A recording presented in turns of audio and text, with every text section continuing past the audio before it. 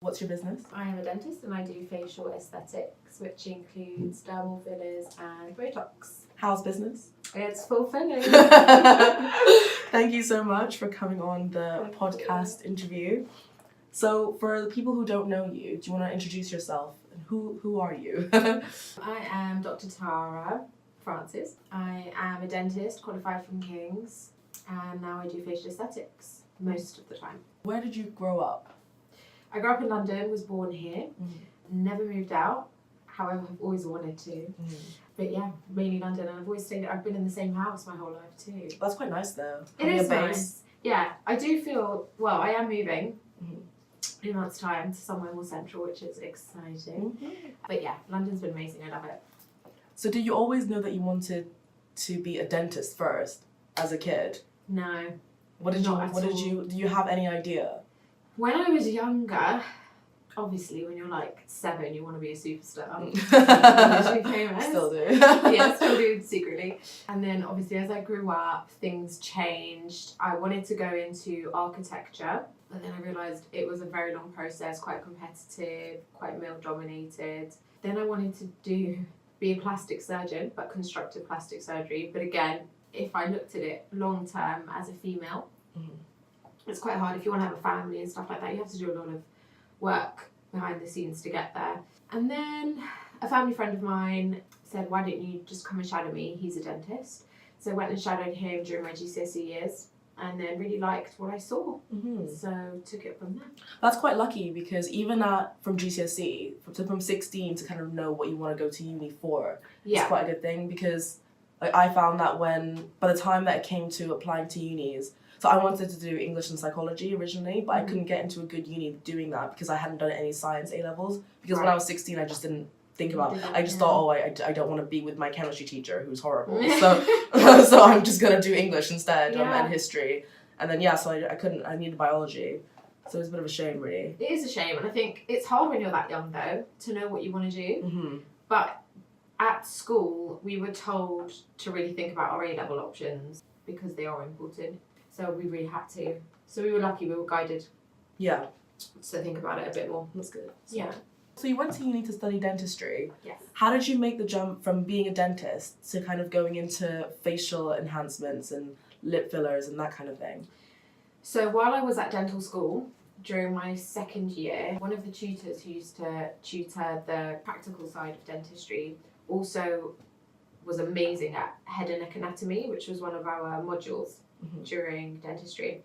And sorry, what's head and neck anatomy? So it's just like the structure of the face that includes like the bones, the skin, just how your body is made. So we had to focus on the head and neck in second year. Okay. Head and neck anatomy. I thought it was one word. Oh, sorry. Okay, no. Sorry. I had extra tutoring with him because I found it quite difficult. And he did Botox and fillers, and I would go and watch him treat some patients once in a while, and he would kind of incorporate the head and neck side of things with it. So he would talk about the muscles that he's targeting with the Botox. And then I just grew this fascination. It really interested me. It made me enjoy the anatomy side of things, which I never used to. Then throughout the years, continued to read up on it, just in my own time. And then as soon as I graduated, I did the course and it just took off from there. So which course did you do? There's different courses you can find online. I researched a few of them, and the one that I did was based in central London. Would you recommend it? Yes. Okay. Yes. Good. So what kind of stuff can someone get done if they were just generally looking, For treatment? For treatment, yes. It is amazing what you can do with the different, with just dermal filler and Botox. Botox is the kind of copyright name. It's anti-wrinkle reduction injections. It is amazing what you can do. So you can help enhance your lips if you want to make them a little bit more plump, or if you've got older and they've started to lose some volume. You can enhance cheekbones, chin. You could pretty much give yourself a new face. Yeah, you could. I don't like the idea of giving people new faces. I prefer to do things quite naturally, but it's possible. You can really, I wouldn't say completely change, but definitely make some differences. What's in the fillers? The main constituent is an acid. It's hyaluronic acid, which is a sugar molecule. We have it in our bodies naturally, but obviously in the filler it's man-made. Mm-hmm. How long do they last? Anywhere up to 9 months to 12 months. Can you get longer lasting ones? You can. Would they be made out of the same No, substance? it's very different. Yeah, it's different. They are used not so often, mainly because they're not reversible as well. So if there is a complication, it's much harder to then rectify. Okay. And also, not everyone likes the idea of it being permanent. Some people just still want that peace of mind that it's going to go, or we can remove it if we need to. Commitment issues. No. So what's the most popular request that you get? So what's the most popular treatment, would you say? Lips, yeah. Yeah, I read somewhere about in the last, like, I can't remember, 4 years, Google searches are like 10 or 15 times more for lip filler alone. Wow. Yeah. That's just gone up a lot, yeah. The research is showing now that a lot more people are going for the non-surgical options as well. Mm-hmm. Like, so generally, even for body contouring, things like that, less people want to go under the knife. Yeah. So the interest and the market for all of this has greatly increased over the last few years, which is better. I think if we can not go under the knife, it's much nicer. Yeah, definitely. What do you think's kind of sparked this trend towards natural? It's like natural enhancement, but most of the time it's natural with what we do. Like with lips, do you think it was what everyone always, like, Kylie Jenner? Kylie Jenner had a huge influence on it for sure, and I think ethnic beauty is definitely becoming more of a thing now, and people are appreciating different faces and appreciating the beauty in each different person, and they pick out what's the most attractive and they want that on themselves. Yeah. So obviously filler lips is more kind of luscious and fuller, attractive for a male most of the time to look at a female. So I think that's what's happening, and the beauty industry and how we look will always be such a big thing. I don't think it will ever go. Do you mind me asking have you had anything yourself? Yeah. So what kind of stuff have you had done? So I've had my lips done. Okay. I have had some Botox. I have had my nose done. I used to have a little bump.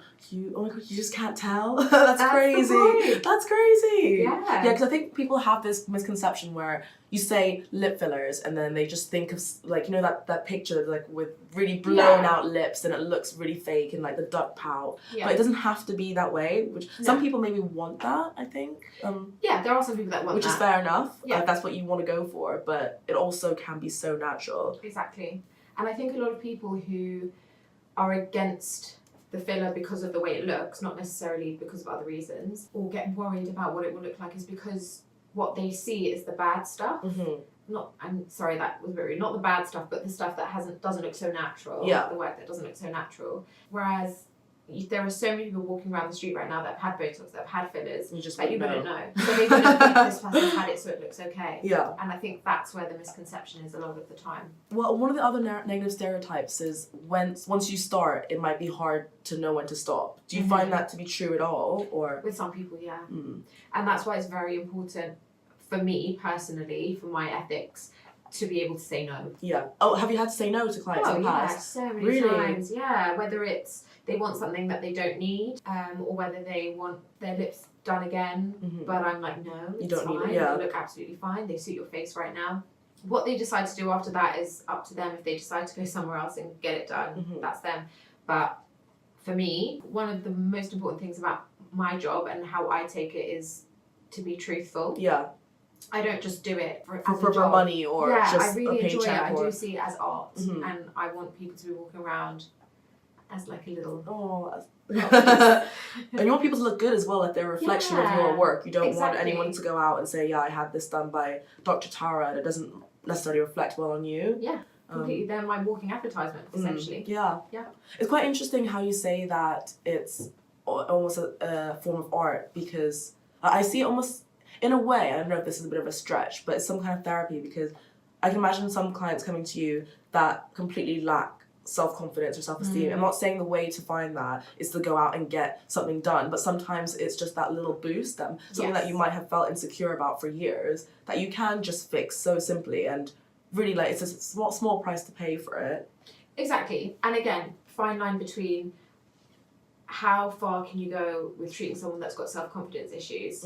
So again, that's why it's really important, in my opinion, to go to a medical professional who can look at you as a whole and pick up on the telltale signs of maybe this person's got a little bit deeper and this treatment may not help them completely, and just to talk through a little bit of kind of the issues, kind of and why they want it done, and so what they're having expecting. a personal relationship is probably quite important. I think so, yeah.